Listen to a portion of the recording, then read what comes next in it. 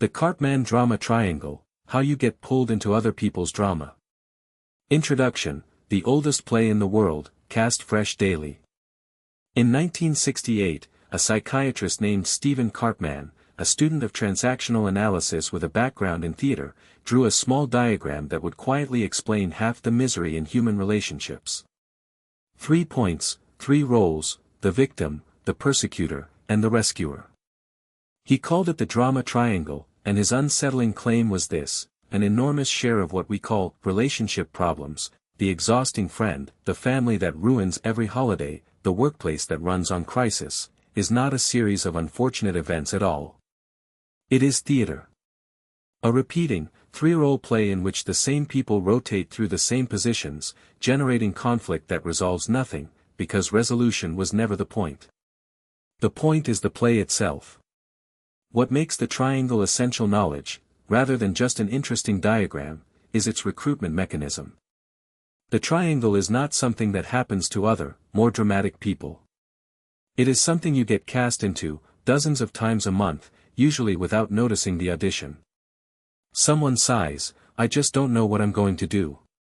And a role is being offered. Someone reports, outraged, what a third person said about you, a role is being offered. Someone who begged for your help last week snaps that you're controlling, the roles just rotated, and you were on stage the whole time. This article is a full tour of the machine, the 3 roles and their hidden payoffs, the rotation that powers the drama, the hooks that pull decent people in, and, the part Karpman's successors developed, the precise exits, including the healthy counterpart to each role. Because you cannot simply refuse drama by willpower. You can only learn to recognize the script mid-scene, and step, deliberately, off the stage. The 3 roles, and what each one secretly pays. Begin with the cast, and with the crucial insight that separates Karpman's roles from real situations: each role is a position, not a fact. Real victims of real misfortune exist, real helpers exist, real wrongdoers exist. The triangle begins where the position outlives or replaces the fact, where suffering, helping, or blaming becomes an identity with benefits. The victim, Karpman's label for the role, not a judgment of genuine sufferers, lives in the position, poor me. Life happens to the victim, agency belongs to everyone else. The role's messages are recognizable at any distance: I can't, I have no choice, nothing ever works out for me, you don't know what it's like. The hidden payoff is substantial: the victim is exempt from responsibility, entitled to care, and immune to criticism. Attack a suffering person and you become the villain instantly. What the role costs is the one thing it claims to want: change. A victim who solved the problem would lose the position, so, and this is the diagnostic heart of the role, every offered solution is met with, yes, but. Yes, but I tried that. Yes, but it's different for me. The problem is not a problem to be solved, it is a stage to be occupied. The rescuer lives in the position, let me fix it for you, I need you to need me. This is the role that recruits good people, and it wears the mask of pure virtue, which is why it must be examined most honestly. The rescuer's help has 2 signatures that distinguish it from genuine helping: it is unrequested or exceeds the request, and it subtly requires the helped person to stay helpless. The payoffs are real and unspoken: moral superiority, indispensability, control disguised as care, and, the deepest one, a permanent excuse to ignore one's own unlived life. It is far more comfortable to manage your sister's chaos than to face your own stalled ambitions. The rescuer's fuel gauge shows it: notice the flicker of irritation, even disappointment, when the perpetual patient briefly improves. The persecutor lives in the position, it's all your fault. Criticism, blame, control, punishment, sometimes roaring, often just the cold voice of I told you so. The payoff is the cheapest form of power and self-esteem available: superiority through someone else's inadequacy. What the persecutor never has to feel, while the role holds, is his own vulnerability. Every persecutor position is armor over a grievance, which is precisely why it flips so easily into the victim role the moment anyone pushes back: after everything I do for this family, I'm the monster. The rotation, why the triangle spins. If the roles were fixed, the triangle would be merely unpleasant.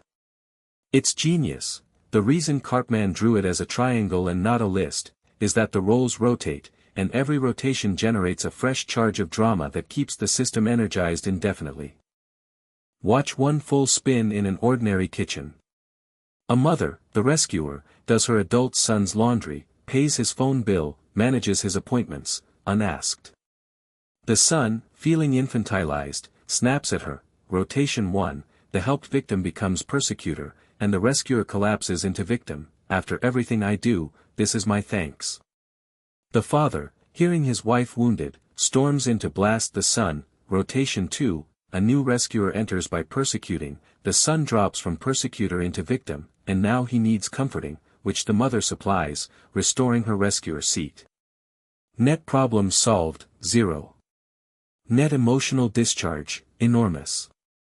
The play can now run again tomorrow, and it will, with the same cast, the same lines, and the same review. Why does this always happen to us? Learn to see the rotations and you gain a kind of X-ray vision for chronic conflict.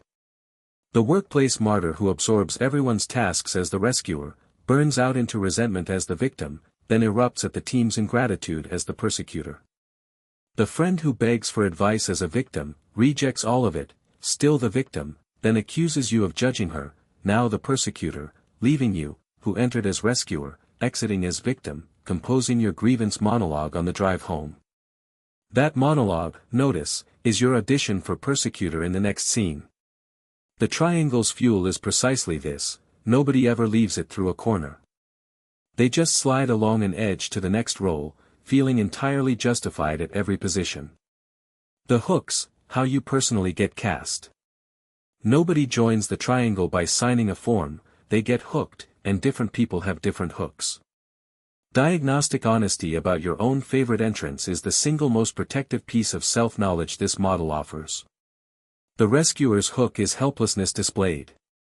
The sigh, the trembling chin, the "I just can't cope anymore," for a certain kind of person, empathic, competent, raised to be useful, often trained in childhood by an overwhelmed parent, this display bypasses all judgment and fires the reflex, "I must fix this." Test yourself. Can you sit with someone's expressed distress for a full minute without offering solutions, money, or your Saturday? If the discomfort of not helping feels unbearable, that unbearability is the hook, and every victim position player within 100 meters can smell it.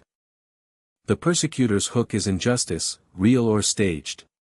Report to a justice-sensitive person that someone wronged you, especially wronged you, the reporter's ally, and watch them mount up. Triangulators exploit this hook constantly. I probably shouldn't tell you what she said about you, but one sentence, and you've been cast as persecutor in a conflict you never witnessed, on evidence you never checked, serving as artillery in someone else's war. The victim's hook is subtler, exhaustion plus an audience. Even sturdy, responsible people slide into the victim position when depleted, the day's third crisis, and suddenly the story we tell is, "Why does everything happen to me?" and we're recruiting rescuers with our size.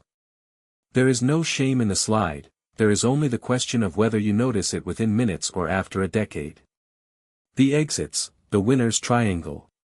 Here is the liberating discovery of Karpman's successors. Acey Choy's winner's triangle is the classic formulation. Each drama role has a healthy twin, the same energy, minus the hook, plus responsibility. Escaping the triangle is not about becoming cold. It is about converting each role into its adult form.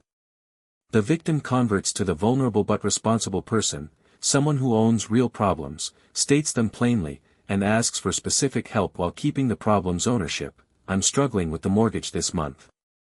Could you look at my budget with me Thursday?" Notice everything that changed, a concrete request, a bounded ask, agency retained. If you catch yourself in the victim's seat, this is your exit. Replace the sigh with a sentence containing a verb you will perform. The rescuer converts to the coach or genuine helper, and the conversion rule is beautifully simple: help only what is asked, only as much as is asked, and never do for people what they can do for themselves. The coach's questions replace the rescuer's takeovers. What have you tried? What's your next step? What part do you want from me, exactly? And the hardest discipline of all, Let people fail when their failure is theirs to have. That discomfort you feel, standing by while an adult meets the consequences of adult choices, that is not cruelty. That is respect, experienced for the first time from the inside, and it is the rescuer's true withdrawal symptom. The persecutor converts to the assertive person, boundaries and truth without punishment. This doesn't work for me, and here's what I need going forward, delivers everything the persecutor's blast delivers, minus the humiliation that fuels the next rotation. Assertiveness names behavior, not character, it wants change, not a defendant. And for the scenes where you're being actively recruited, keep 3 lines loaded. Against the victim's hook, that sounds really hard. What are you thinking of doing? Compassion, plus the problem handed gently back. Against the triangulator's hook, you should tell her that directly, I'm not the right address for it.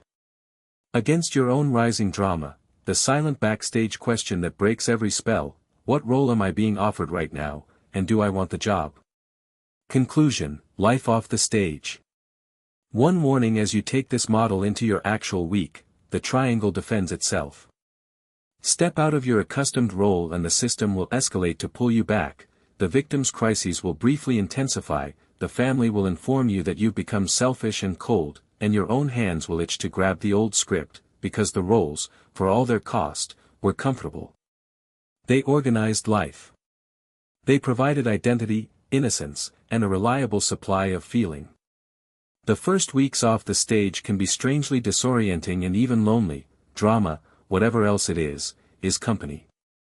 Hold the line anyway, and watch what grows in the cleared space. Conversations that end in decisions. Help that produces capability instead of dependence. Anger that arrives as one honest sentence instead of a 3-act production. Relationships sorted, gently and automatically, into 2 kinds, the people who adjust to the new, drama-free you, most will, given a few months, and the people who exit in search of a livelier cast, taking with them a quantity of chaos you will only measure by its absence. Karpman's little diagram, in the end, offers one of psychology's better bargains: 3 roles to memorize, 1 question to carry, what part am I playing right now? And in exchange, the recovery of astonishing amounts of time, energy, and warmth that the theater used to consume. The play will go on, it always does, and it will keep sending you invitations, some of them in handwriting you love. You just no longer have to accept the role. The most powerful position in any drama, it turns out, was never victim, rescuer, or persecutor. It was the person in the audience, watching with compassion, who quietly declines to go up on stage, and goes home, instead, to a life.